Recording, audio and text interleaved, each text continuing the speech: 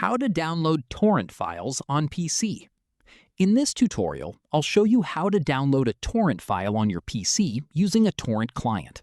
Make sure you only download files that you have permission to access.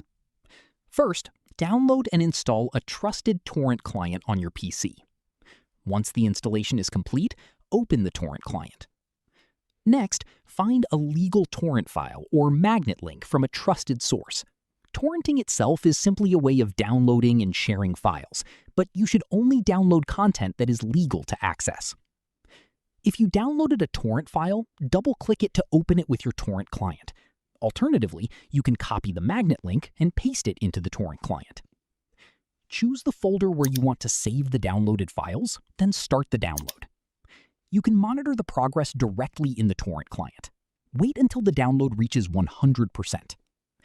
Once the download is complete, open the destination folder on your PC and check the downloaded files.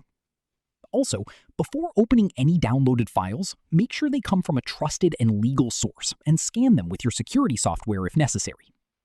And that's how to download a torrent file on your PC.